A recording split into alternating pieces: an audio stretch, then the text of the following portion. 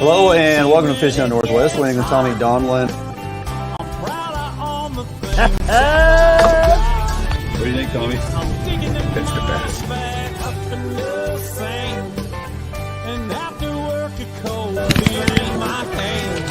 There you go. I was not going to make buddy's homemade wine, living Northwest wild. Hunting, fishing is my kind of style. I float the Wainuchi when it gets hot. I'm proud of all the things that I've got. Hello and welcome to Fish on Northwest. Waiting on, yes, Tommy Donlin. Hey, buddy. Live from the studio as we are each and every week. However, this week... we have no heat pump. There's no heat pump. It is so warm in here. it's the thermostat says 84 degrees. Okay. Yeah, it's a little toasty. We're gonna get through this though. We can make it. I want to welcome everybody to the show. So glad you could join us today. And it's been a good week. You know, the heat is secondary to the fact we got a little change in the weather pattern. We do. It's going to get a little bit warmer. It's going to get a little bit warmer. So as we move on through this, we'll see the heat index go up a little bit this week.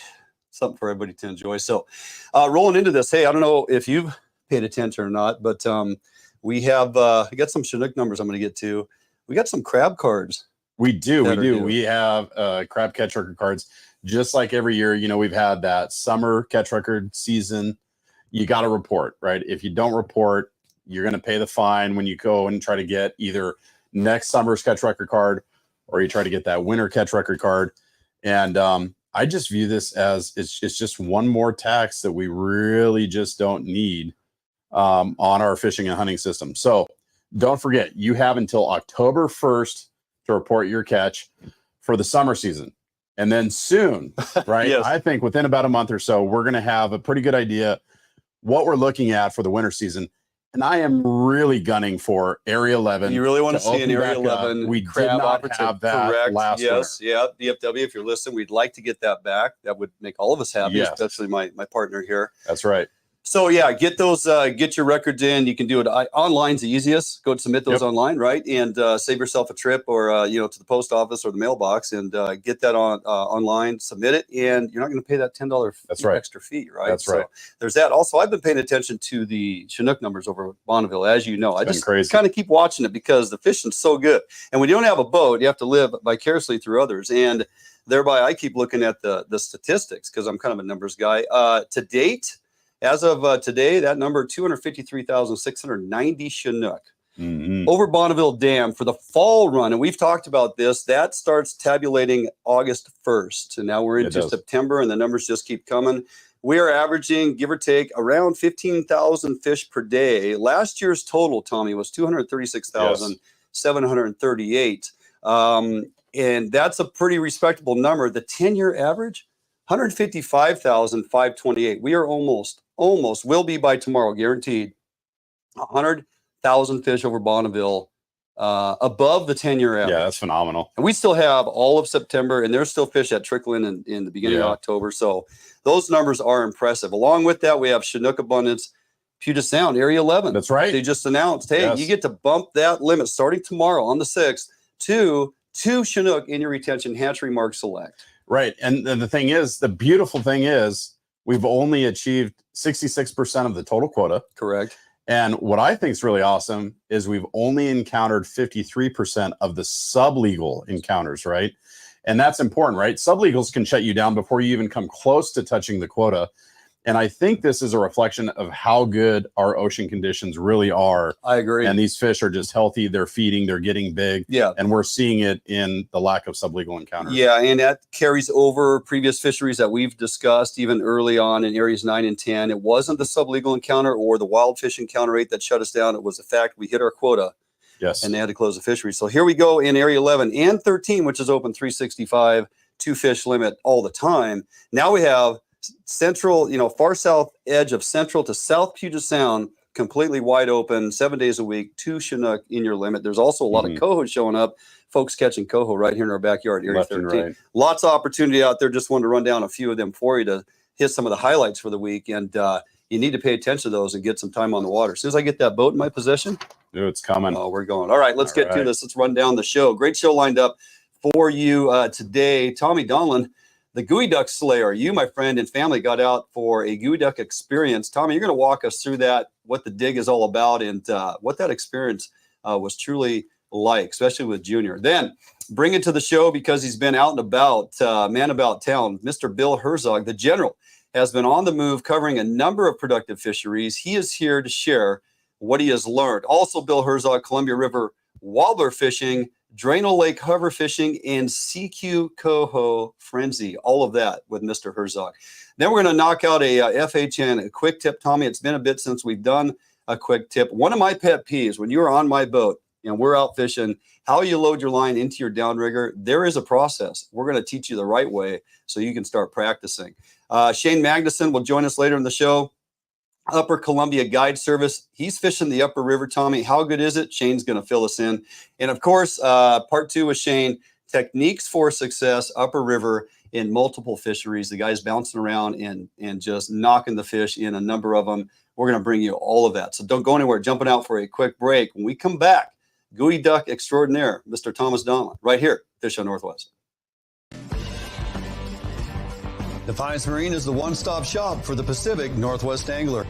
Defiance Marine guarantees the best price on a new and best service on a repower for your current boat.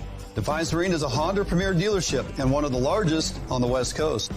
Defiance Marine is a boat dealer who proudly sells Defiance, Allied, and Arima boats. All boats are built by West Coast fishermen for West Coast fishermen. Defiance Marine has all your boating needs to help you get out on the water. If you're looking for the best fishing rods in the world, you really do need to take a look at the Edge rods. I designed and built new machinery, and I think this new machinery has enabled us to build blanks like no other company can build without this equipment. There is no other rods in the world that are as good as these rods.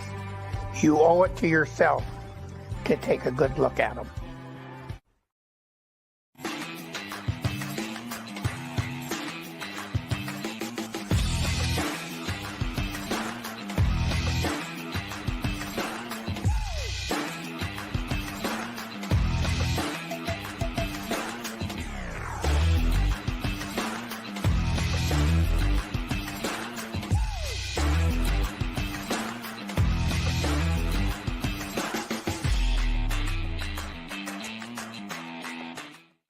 For more than 90 years, you've entrusted one brand to guide you towards living the lifestyle you've always dreamed of. Now you can entrust affiliated Better Homes and Gardens real estate professionals to interpret your needs and help you find the home in which to live your dreams through every stage of your home buying or selling process. And through every stage of your life, there's Better Homes and Gardens real estate. Expect better.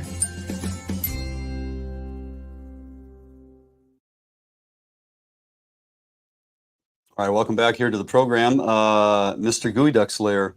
That has a ring to it. Yes, it certainly does. It's kind of like Paul Kim, the Squid King of Seattle, King, right? Yeah. So you're wearing a new crown, buddy. And so, had you gone out geoducking before? You know, after I thought about it when we were doing it, I've never done it my entire life. I'm 41 years old. Have lived in the Seattle area my entire life, minus college. Never once have I dug geoduck. Gotcha. So, as you got the invite to go do that, did the whole family go? The whole family was there. Yeah. It was a family experience. Okay. So, so Junior got to experience this whole thing, and kids are the best. Let me tell you what. Let me walk you through the process first. Well, let me ask you this. So you got out geoduck, and then a lot of folks, I think they believe that geoducks are pretty much, for the most part, on farms and or selected beaches, and public does not necessarily have access to the geoducks all the time. Is that the case? Right, and that's actually an urban myth. Okay. So there's a number of public beaches that do have geoducks. They are subtidal, which means that you're really looking for that sub-zero tide, like that -2 tide. Way out there. And there's only about 20 tides a year that you're going to get to go dig geoducks. But there's a number of public beaches. Okay. WDFW actually lists the beaches directly on their website if you're interested in doing it. Got it. Okay. So you got Junior out there. Talk about the process in digging a geoduck. It's not like digging a clam. It is not. It is not. So, you know, you got to remember, you are hunting for this clam that is on average in the Puget Sound. The average weight of a geoduck that comes out of the Puget Sound is 2.5 pounds. Yeah. Okay. Yeah. Now we dug 2. Okay. Right? We didn't, you know, exploit the resource or anything like that. Sure. We did not dig on a farm. Nope. We were on a private beach. Okay. And the 2 that we took, one of them was about 7 or 8 years old. Oh, it was definitely over the 2.5 pound mark. We didn't weigh it. I was more interested in sashimi than weighing it. But yeah. I will say, you are going to see the neck of the duck. Right. Now, here's the deal. Out of the sand? Out of the sand. That's how you identify. You're going to see them. Yep. Now, it is very easily mistaken with a horse clam. Horse clams are also delicious. But the horse clam neck is going to look a little rougher on the very end of its neck. Okay. It's going to look a little bit more jagged than a geoduck. All right. Okay? So you find one, there's shovel, there's a can involved. So here's the deal. You can use a 5-gallon bucket. Now that is the primordial method, the very archaic, the very cavemanish method starter of kit. doing it. It is a starter kit. You take a 5-gallon bucket, you cut the bottom out of it, right. You find your geoduck. Now, because a 5-gallon bucket is only about, yay long, you have to dig a little bit around the duck. Now, a geoduck is not like your razor clam, right? A razor clam, that sucker can shoot. Their shovels are moving, right? They're taking off. Geoduck is not moving. Okay. All that's going to happen is that neck, once you disturb the sand, is going to retract to the clam. Yeah. Now, the whole thing, neck and clam, by the time you get to it, it can be about 3 feet to the bottom of that clam. Yeah. And so, you don't want to break it in half. So what the bucket does is you basically put the bucket over the center of the geoduck and you shove it as far as you can into the ground. And then you start digging out of the center of the bucket.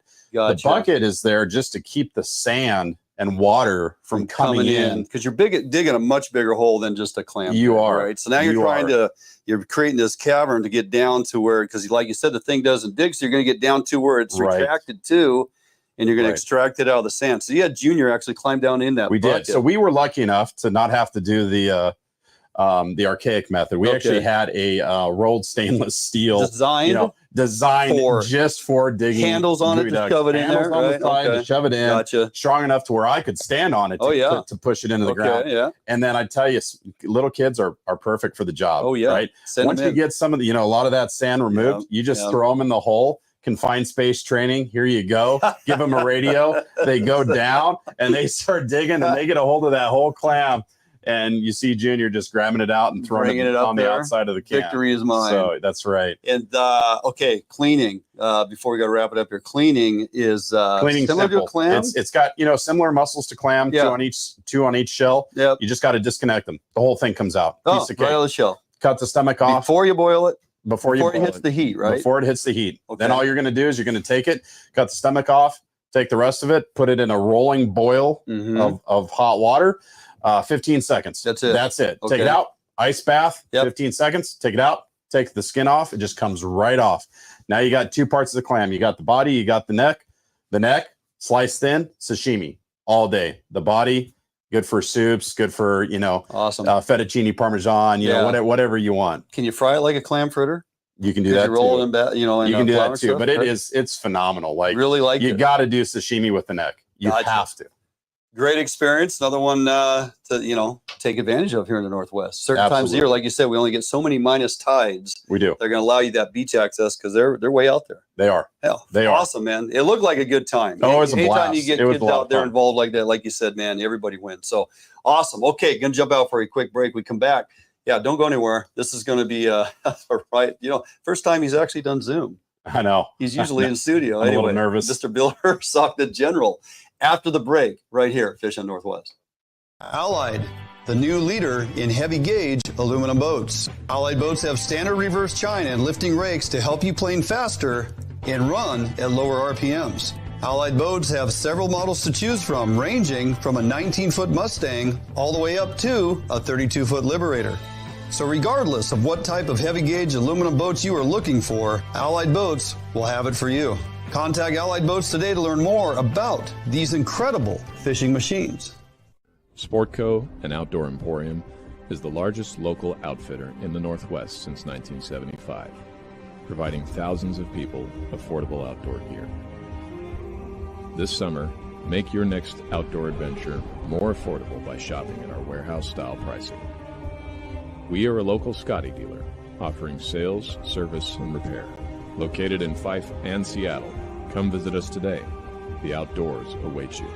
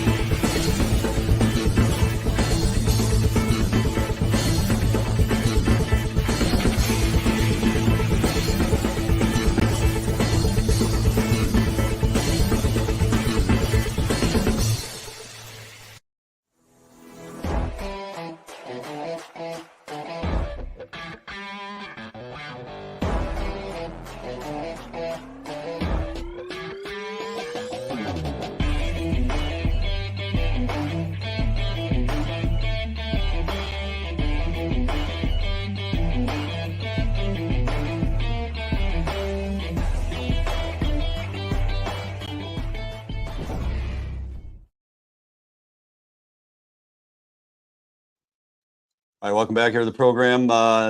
Guest up tonight, first guest up tonight, Tommy, no stranger to the studio, no stranger to the show, or even out there on the water, Mr. Bill Herzog, the general himself. Nice headshot, looking good. There he is. All right. I would expect nothing other. Outdoor writer extraordinaire, Northwest icon, Tommy. Let's put that title on him tonight. And I dress him as part-time co-host on the water and in the studio. How you doing, buddy? Nice to see you. I'm doing great. I'm wearing my junior soprano glasses tonight so I can see you. Looking very kind of neat. And, so yeah, hey, my phone just dinged and said, nice picture, Tommy, from Little Person Paradise. Very nice, by the way. There you go. Hey, recent Chinook outings. You've had a number of them. You fished Longview, Kalama area recently with friend to everybody. The king and the master of all that is wobbler fishing, for crying out loud, Rick Razor. He's known around the entire Northwest and that wobbler fishing, right? Longtime Brad's pro staffer. That guy is a stealthy stick. He showed you his program on the wobbler fishing. Had you done that before? Yeah. Oh, yeah. We went down on my birthday several years back with Danny Bravo, and I went down and fished with him. And my left hand was completely screwed up. I had to watch Dan reel in all my fish. It was a great birthday present. But we did fabulous. We caught like 7 or 8 that day. Yeah. And we were done in 20 minutes. Yeah. Well, I told you the other day down there. Right? 20 minutes. Razor's the master. So. Yeah. That's awesome. Hey, Bill. So talk to us about that program. You said he's the master. So start with the rod. How do you deploy it? Is it sitting on the bottom? Is it suspended? What does that look like?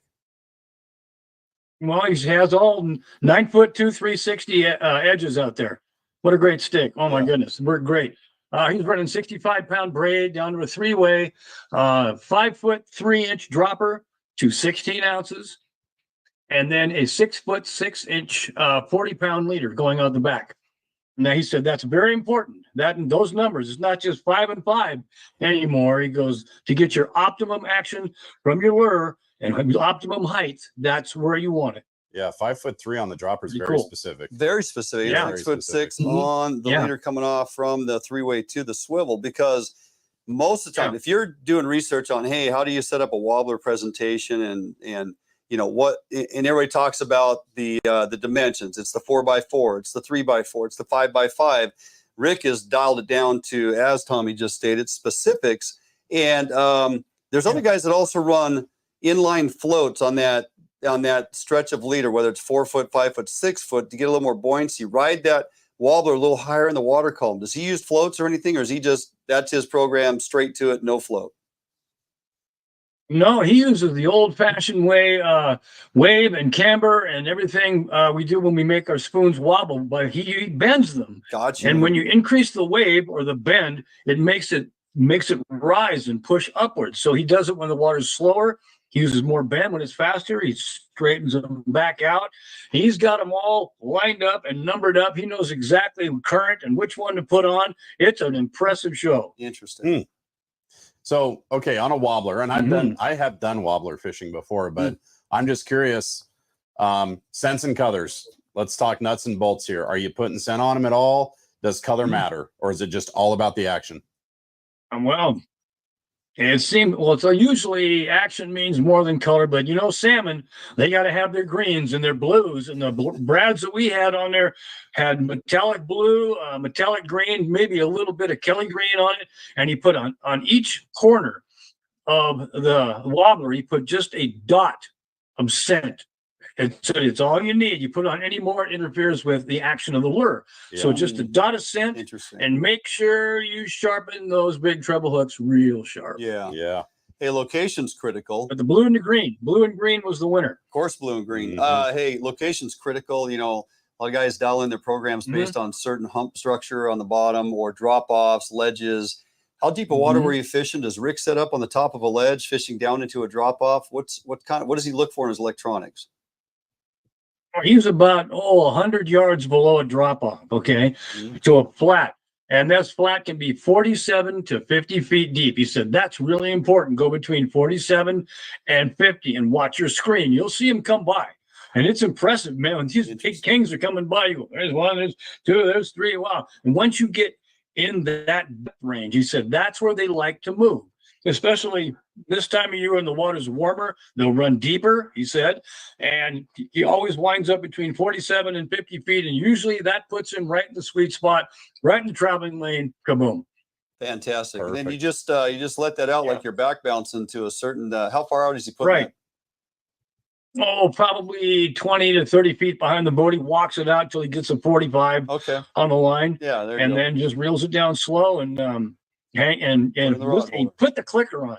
You're missing a show without the clicker, man. It's fun when they hit it. That's the dozer alarm. When people fall asleep in the boat, that usually wakes people to attention. Oh, you ain't sleeping out there, brother. It's action's so fast. There's no sleeping. Perfect. All Not right now. We're gonna take pause and because we got more to get through with you. You've been all around and that Drano hover fishing is one that you got to experience. Yes. So don't go anywhere. We're gonna jump out for a quick break. More with the General Bill Herzog after the break, right here at Fishing Northwest. Support from Northwest Sportsmen make Federal Ammunition the world's leading ammunition manufacturer.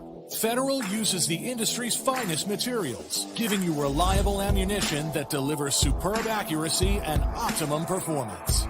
Northwest hunters rely on Sportco to provide the best selection and prices in the Northwest since 1985. Sportco and Outdoor Emporium in Fife and Seattle. Your journey begins here. Yep, for sure. Oh yeah, big fish. Yeah, buddy. Nice fish. Oh, beauty. Gorgeous fish. Bobby's on the board. We got a good one. Oh yeah. Oh, No, geez, come on. nice fish. Nice fish.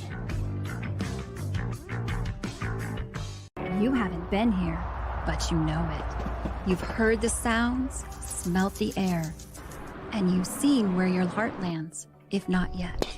You haven't been here, but you've longed for a destination near or far, where time spent with loved ones and friends will go into the night and last in memories for a lifetime. You haven't been here, but you're on your way to a place not far. ExploreTheDalles.com. New days, new beginnings, new friends, new loves, new dreams, new goals, new scenery, new job. No matter what the next chapter holds, Better Homes and Gardens Real Estate will be there to help you find the new that's right for your lifestyle at any stage of your life. Better Homes and Gardens Real Estate. Expect better. All right, welcome back to the program. Here we have Bill Herzog, the General. Now your screen's bouncing around there. You got connection issues in Yakima, it appears. That's all right. We'll get through this. Hey, Bill, you got out hover fishing Drano Lake with Joseph McCarl, and I have to assume there's got to be a pile of fish in there hovering around, swimming around that cooler water in Drano. Well, you think about it, what is there? There was 20,000 to 16,000 a day coming over Bonneville. Yeah. And it was swimming by that nice cool water going, oh. Let's just pop it there and have a little dip and see what's up. Yeah. There are fish in there. They're rolling like crazy, man. They're all over the screen. And all you got to do is get them to go. And what we were using was just, hot red, real hot egg with sand shrimp. You got to have the sand shrimp. That is very important. Little dot of sand shrimp on there. Maybe some of Shano Max sand shrimp stuff put on there. And off you go. You put it, hit the bottom, reel up 3 turns, hold your rod still, and basically hang on. You'll know when one eats it. Okay. I promise. So you talked about the bait. Pretty cool. But how do you get the bait down there, Bill? What's the presentation look like? Oh, an ounce of lead, ounce to 2 ounce ball, rig non-sliding. Just right when you hit the bottom, just give it 1, 2, 3 quick cranks and hold it still. And how long is the leader? Pretty easy stuff. Oh, about 2 feet. Okay. Not very long. 25 pound fluorocarbon with a number 2-aught red gammy hook or any hook, I guess. 2-aught. It is about as simple That's presentation. That is pretty simple. Just a single hook? Yeah, oh yeah, a single hook. Really? And a weight to get it down. Single hook. That's it. Says hit the bottom, come up a crank or 2, depending. And God, even we could do that, Dwayne. We could maybe be successful over there. Bill, let's talk about the importance of line angle. Now, are we looking for a straight up vertical presentation? You know, when we're hover fishing out in the river, say out in front of Klickitat, other areas, Deschutes, you're moving with the river current and you're using motor control to keep your presentation like it needs to be. Are we looking for vertical? The thing in Drano is you got to fight the wind at times. So is vertical line presentation important, or does it really not matter? It really, really helps. When you got it straight up and down, it seems like your presentation is much, they can't see your line as easy, but even though it's kind of cloudy water in there, when you have a complete perfect vertical presentation, there's no shadow cast by any line at all. Interesting. So when that's straight up and down, you're kind of hiding it, so to speak. Even fluorocarbon, if it's at an angle, will cast a shadow. When it's dead straight up and down, you're fishing pretty stealthy when you do that. And that's really what you want. The guys do it with their spot locks on their electric motors, or you can use an anchor, but guys really prefer you don't throw an anchor down out there for obvious reasons. Sure. Yeah. Bill, I got to tell you, when I'm at work earning my W-2 check and I am sitting there, running, quadratic formulas and Taylor series polynomials, I think about you occasionally, and I think, man, look at this guy, Bill Herzog. He's doing Drano. Oh, he's at Sekiu. I was like, I thought he was afraid of the saltwater, but no, you have been in Sekiu, slamming coho as well. Yeah. How's it been? Well, let's put it this way. Tennis shoes, bananas, cut plug, hot dogs, detonating yo-yos, anything you want to drag behind the boat, anywhere from half a mile an hour to 10 mile an hour to 10 feet down, 100 feet down, probably get you a limit pretty quick. And are you doing anything that at all? There was a lot of fish. We're just, we went out to 600 feet off a slip point and just trolled north, and we were trolling very long. I mean, we could not get 3 lines in the water both days. No way. That is but the only problem we had is we released an awful lot of fin fish. Yeah, a lot of fin fish had to let go. A lot of real ones. Hey, so a lot of real ones had to let go. You just rattled off a number of presentations that I've seen you use in the past, especially the detonating yo-yo. That's a classic. But if I have to go out there and want to be successful, I mean, it's not always a given. What's Bill Herzog's number one, number two go to that's going to put fish in my cooler? Well, if any 360, I think any 11-inch 360 will work. That's all what you put behind it. But heck, I use a number 1 Les Davis Dodger, and I troll those pretty fast and get those flipping around. They work really great, and I'll run like 28 to 30 inches of 30-pound test with a couple of 2-aught, a 3-aught and a 2-aught hook on it, and I'll put a good old pink hoochie on there, salmon-sized pink hoochie, 5-inch pink hoochie, Glow was working too early in the morning with the pink. You really can't beat the pink out there. If you tow a pink coochie around out there, the best depths were 15 feet first thing in the morning down to about 40, but we never had to go deeper because we were done real quick. So, yeah. Yeah, so the 360, it's applicable out there for coho, certainly. You guys downrigger, or are you dropping lead before we get out of here? We're Downrigger. My buddy Mike was running number 1 Aben Al off the back of 10 ounces of lead. Gotcha. With same pink hoochie and doing just as well. Yeah. Not very, we can see it in the water, not very deep. Yeah, when you go that shallow, It's working great. Folks that don't have downriggers, you can still get it done out there with a lead fishery. Absolutely. As we would fish anywhere else, Columbia River, and a number of our other saltwater fisheries. So it's working well. He is Bill Herzog. You know what else works really good, Dwayne? What else works really good? A 4-ounce lead and a cut plug herring. That also works very How about well. that? Yeah, You ever heard of that? Yeah. Yeah, put that in the proper box. That works pretty good too. All right, buddy. It's always a pleasure. As I was saying, he is Bill Herzog. He is the general, the one and only, and longtime friend. Always a pleasure to have you on the show, my friend, and we will be in touch. You bet. You'll be getting pictures tomorrow with my lucky shirt too. I promise. Sure I will. All right, take care. All right, we are going to see you jump guys. for Love a you. quick break. We come back. Tell me my pet peeve. Little FHN quick tip for this week after the break, right here, Fish Hunt Northwest.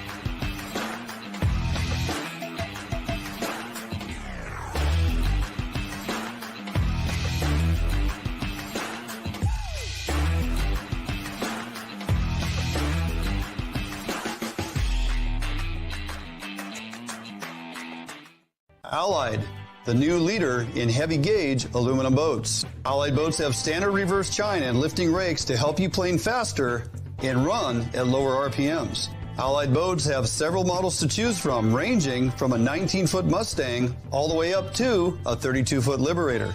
So regardless of what type of heavy gauge aluminum boats you are looking for, Allied Boats will have it for you. Contact Allied Boats today to learn more about these incredible fishing machines. Hey guys, I'm Big Mike. Come on down to the Edge Pro Shop and see me. We've got all the best brands under one roof. We've got Hawken, ProCure, Short Bass, Pro Troll, Yakima Bait, Get 'em Dry Jigs, Northwest Bait Scent, Daiwa Reels, North Fork Lures, North Wild, Brad's, Superfly, Rocky Mountain Tackle, and of course, the greatest rods ever built, Edge Rods.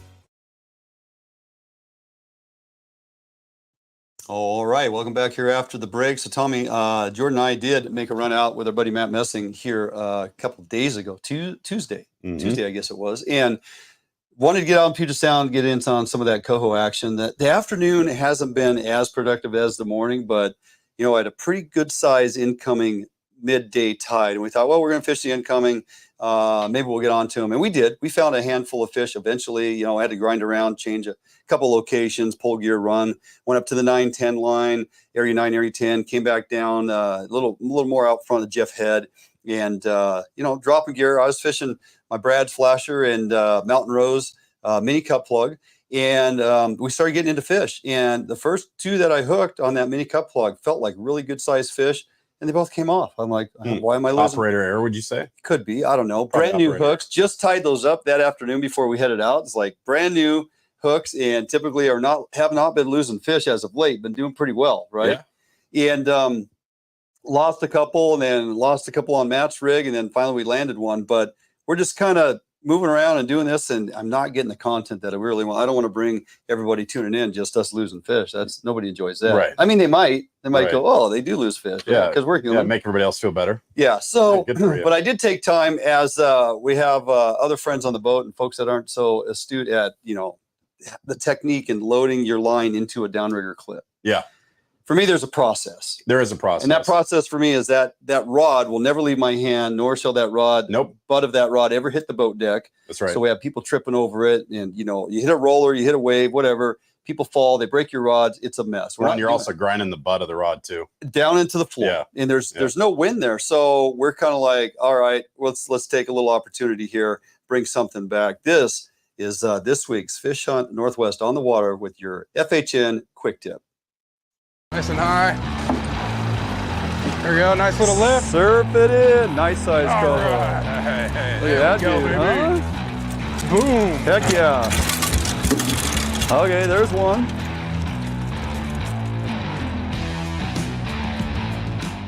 All right, guys, Fish Hunt Northwest out here on the water. Here's your FHN Quick Tip. Now, myself, Matt, I mean, when we're running our boats, we kind of have a pet peeve when persons are trying to hook their rod and their line into their downrigger, and they're setting their rod on the floor like this and grabbing the tip and pulling the line and trying to get the clip. That doesn't work, okay? You got a busy boat deck, people moving around, rods get stepped on, rods get broken.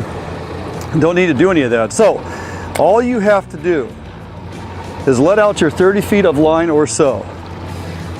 Point the rod tip towards the bow, grab your line. The rod's never left my hand. It's not on the floor, it's not in the rod holder, it's right here.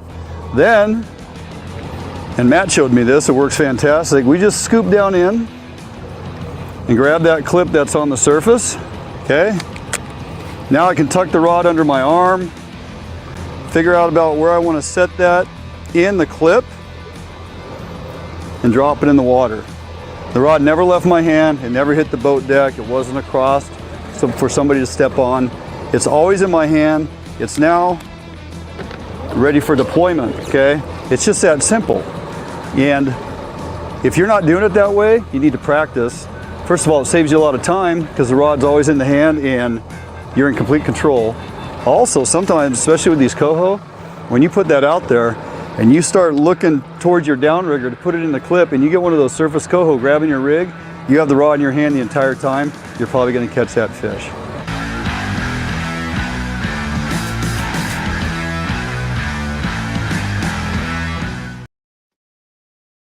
There you go. So that's kind of this week's rendition, FHN Quick Tip. Just trying to, give people something to watch and they go practice that. Yeah.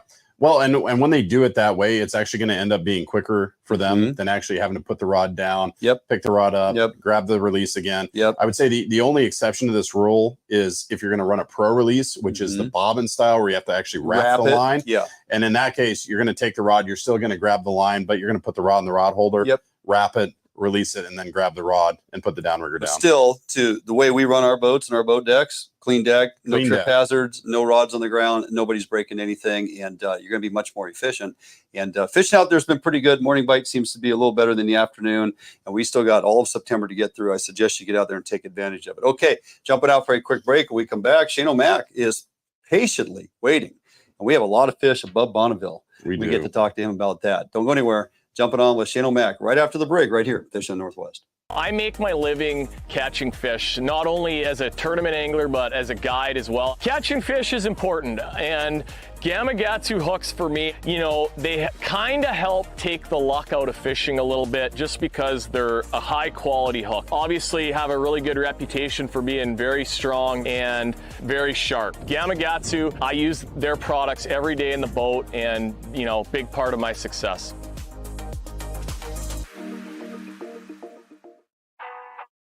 All Defiance boats are built without any structural wood materials. That is why all boats are backed with a lifetime warranty.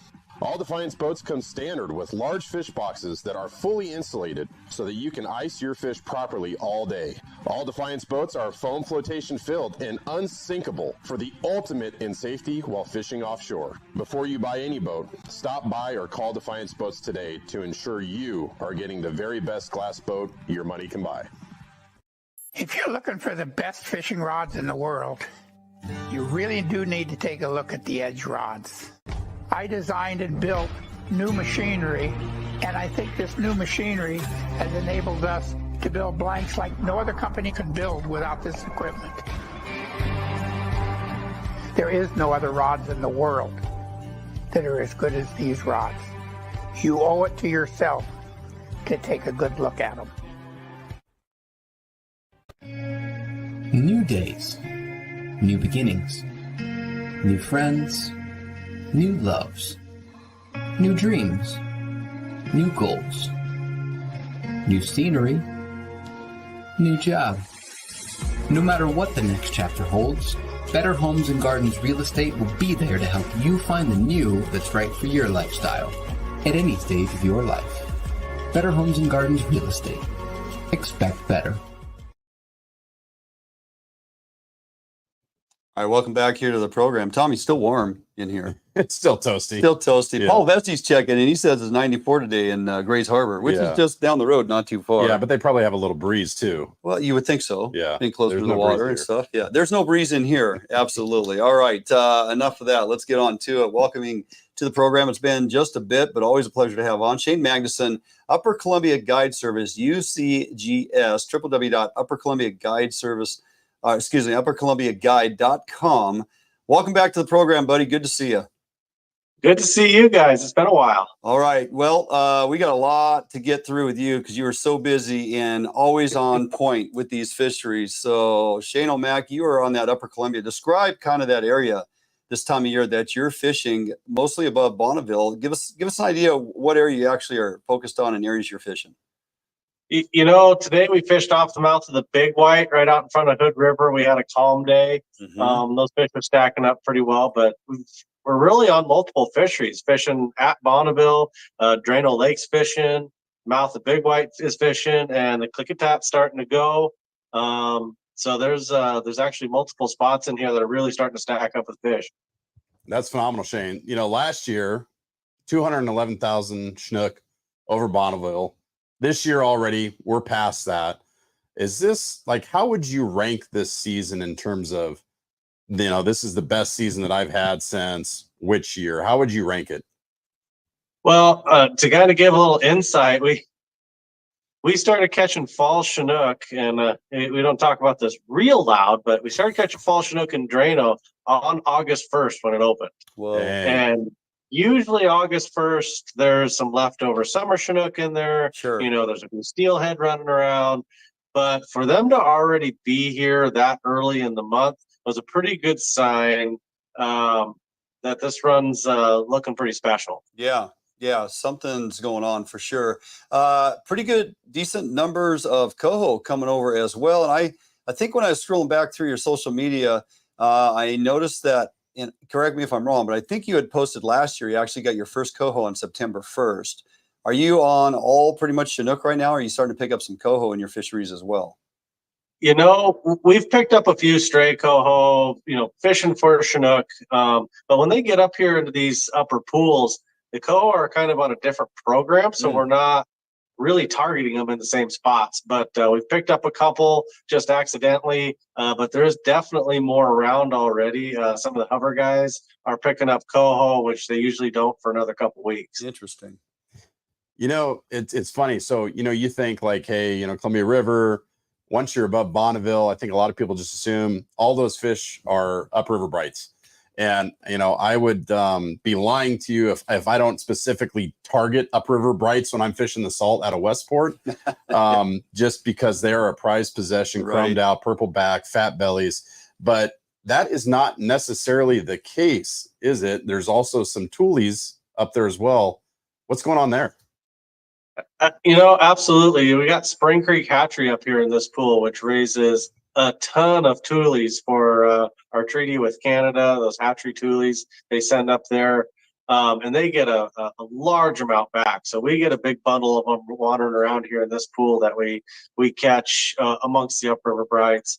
But also, if you look at the White Salmon River and a few of these little tributaries, they also have spawning toolies in them. So there's a decent amount of toolies that come over Bonneville Dam, and that's a lot of that's why you see the decrease in numbers between Bonneville and the Dalles is that big portion of toolies. Makes sense. So that's their drop off point. So you won't see those toolies going over the Dalles. Yeah. Gotcha. Collection point at the hatchery there. So okay. Hey, so a lot of fish, and this is prime time up there. Typical season for you extends how far? I mean, how deep into September, front edge of October will you be fishing on these Chinook and then possibly some coho in those upper stretches? You know, these with Drano that raises upriver brine, so the same strain that goes up to Hanford, we can fish on those fish, and if they extend the Columbia for us, hopefully we'll fish on them into early October before they start getting pretty dark. But by first part of October, we start having a lot of coho around, so we can make that transition that first to second week of October pretty easily from Chinook to coho and stay on nice bright fish. Yeah, makes sense. You kind of mentioned it. Any word, compact meeting coming? Any word on the rumor mill there? Any decisions coming down the pike on changing this pending closure that was written into the original regs for September 15th, 16th? I know they're monitoring it, and I'm keeping my fingers crossed. I would like to see another good push of Chinook and see those numbers go up one more time. And, sure. But hopefully we get an extension or even just a short closure would be okay. Gotcha. Okay. Well, don't go anywhere, because we got to delve into some technique points, make people aware, educate them, and let them in on a little of the inside trader information, so they can hopefully too as well be successful on some of these stretches of rivers. So don't go anywhere. Jumping out for a quick break. More with Shane O'Mac when we come back right here, Fish on Northwest. A Northwest favorite for almost 40 years, Arima boats are manufactured with pride in Bremerton, Washington. All Arima boats are built without any structural wood materials. That is why Arima boats are backed with a lifetime warranty. Arima can offer every boat with Honda outboard packages so that you can take advantage of the reliability and 5-year top-to-prop warranty from your Honda outboard. Call or stop by Arima Boats today and let them help you get into your very next boat. Yep, for sure. Oh yeah, big fish. Yeah, buddy. Nice fish. Oh, beauty. Gorgeous fish. Bobby's on the board. We got a good one. Oh yeah. Oh, No, geez, come on. Nice fish. Nice fish.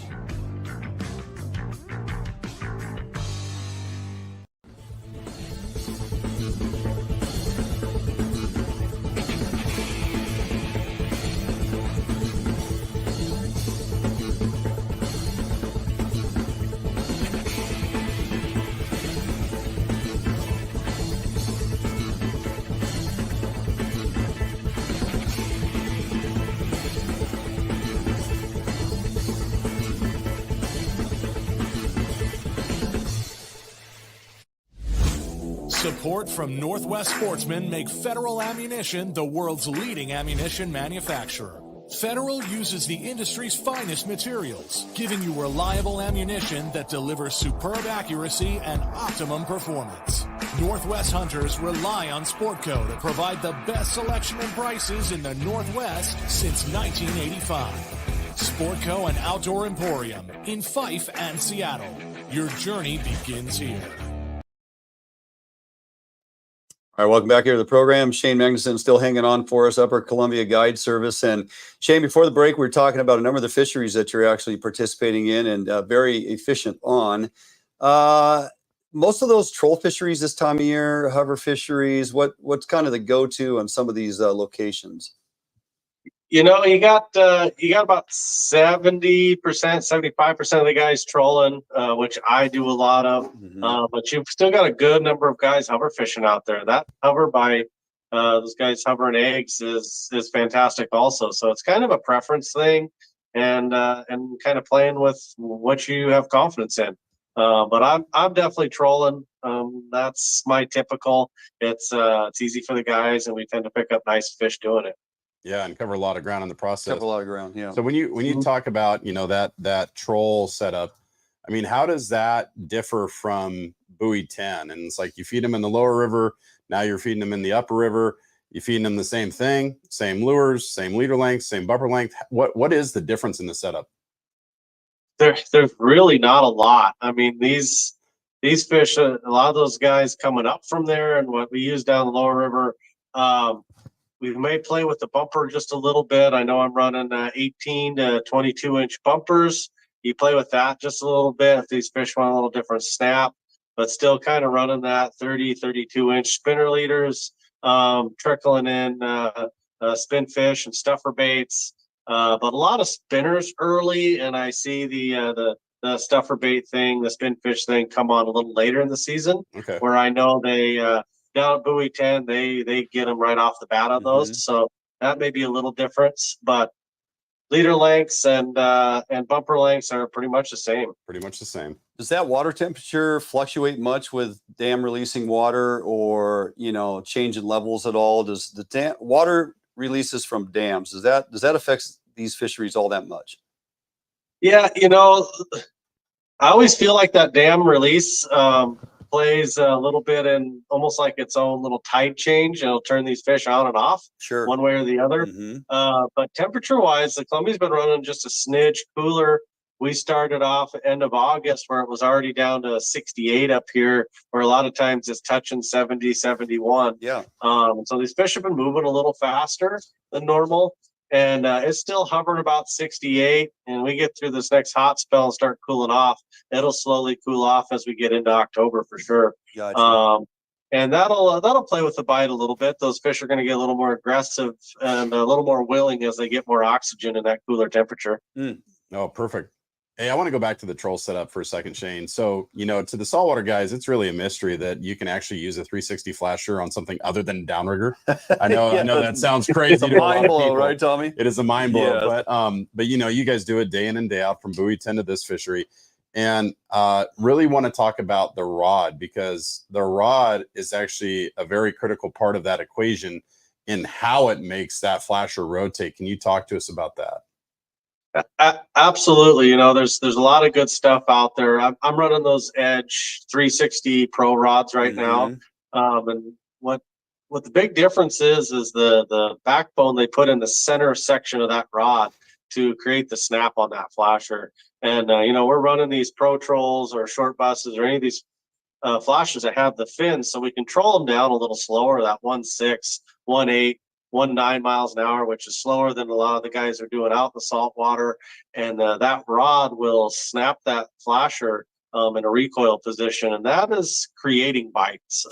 You get bites on a lot of different stuff, but when you can have a rod help create the bites on that, that plays a big difference in these fisheries, especially with stagnant fish that aren't technically feeding anymore.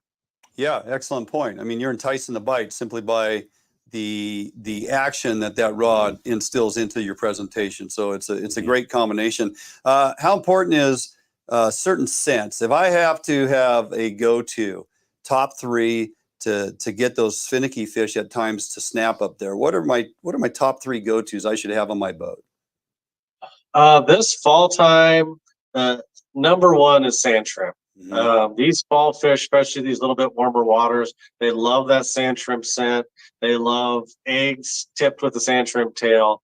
You can't feed them enough sand shrimp. That really seems to get them to go in these warmer temperatures. From there, I trickle in a lot of krill. And then I also trickle in, we make a salmon scent that has some anise in it. When they start to get a little further along and maybe a little more not willing, once in a while some garlic, but as we all know, garlic can be pretty potent, so we go cautiously into the garlic world. Yes, but tread lightly. But those are probably my four. Okay, yeah, excellent advice. Hey, you're generally pretty booked up. You have any openings as you wind down, getting through the end of your season up there? I do have a couple days here towards the end of September, and especially getting into some coho in October. Okay.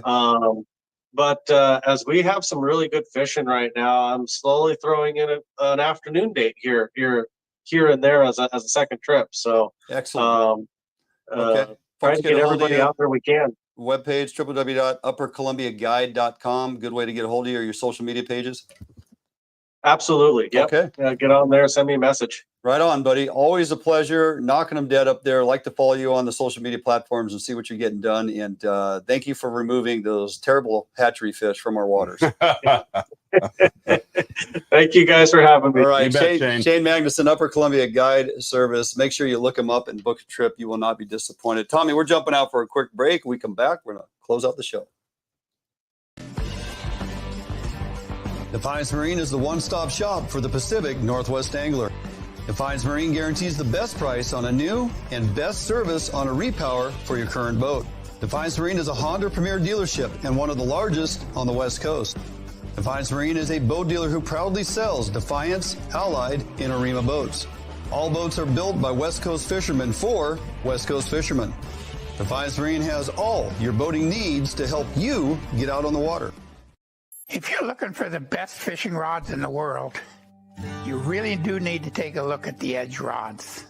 I designed and built new machinery, and I think this new machinery has enabled us to build blanks like no other company could build without this equipment. There is no other rods in the world that are as good as these rods. You owe it to yourself to take a good look at them.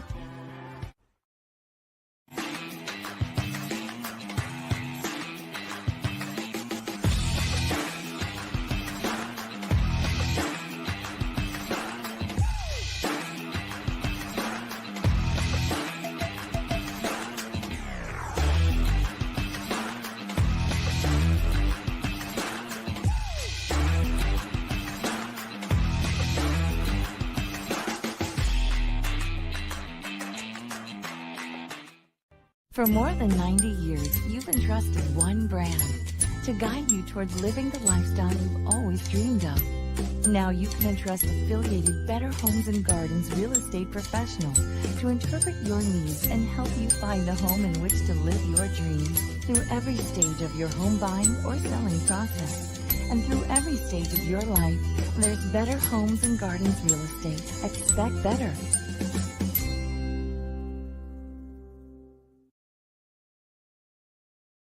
All right, welcome back here as we wind it down. Tommy, we kind of had a question there from Roger A.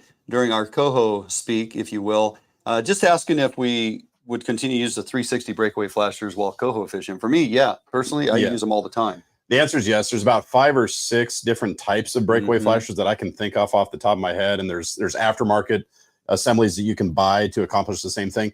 The one thing that you do have to keep in mind is that some of those methods do sit past the flasher, right? And they do have a weight associated with them, a drag associated with them, and they do add to your overall leader length, Correct. right? Yep. So if somebody's catching and they say, yeah, my leader length for coho is 30 inches, and you got the same exact leader type, weight, and length, and you're not catching, you have to ask yourself, well, where is the attach point of that leader to the flasher? Because if it's starting 3 or 4 inches after the end of the flasher, that's going to make a difference.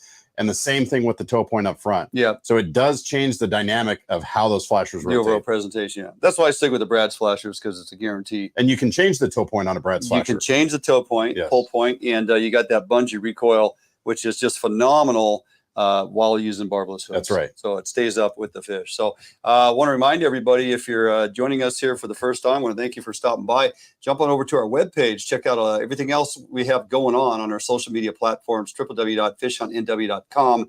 There you're going to find a lot of useful bits of information, edge rods, coupon, the coupon code at checkout, FHN20, to save 20% on all your edge rods. All the time if they're not previously attached to another reduced pricing or special. Phelps game calls, Fish Hunt NW10 at checkout. You're going to save 10% on all Phelps calls year round. And there's just a lot of insightful, good bits of information, how-to DIYs and all that stuff at our webpage, along with it links you to all our social media platforms. So spend some time over there, give us likes and follows on those platforms, and continue to stay in tune with what we got going on. So a lot of great info we kind of powered through here tonight. Dude, it's phenomenal. Yeah, I love it every week, day in, day out. Talk with great caliber folks out there in the industry. That's I want right. to thank Bill Herzog. I want to thank Shane Magnuson for joining us here on the program today, and just all you folks signing in here. We don't always get to talk to them or interact with them, but I try to follow up with questions. If you got questions, hit us up on the social media platforms, and we will get to you at some point. Going to do it for us this week here in studio. Get out there, enjoy the weather. Have a great week. Have a great weekend. We'll see you next time right here, Fish on Northwest.